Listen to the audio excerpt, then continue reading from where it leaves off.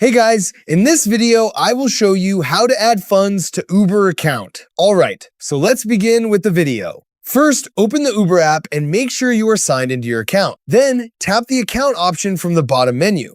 Next, from this interface, select Wallet. Here you'll see your Uber Cash balance and payment settings. If you don't already have a payment method added, tap Add Payment Method. You can choose options like a credit or debit card, bank account, or other available payment methods.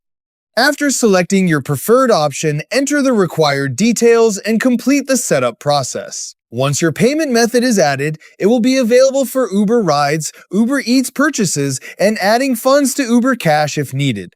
If you want to add money to your Uber Cash balance, tap Add Funds, then choose One-Time Payment.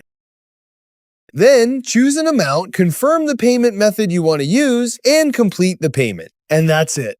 So that's basically how you can add funds to Uber account. So that's all for this video. See you in the next one. Thanks.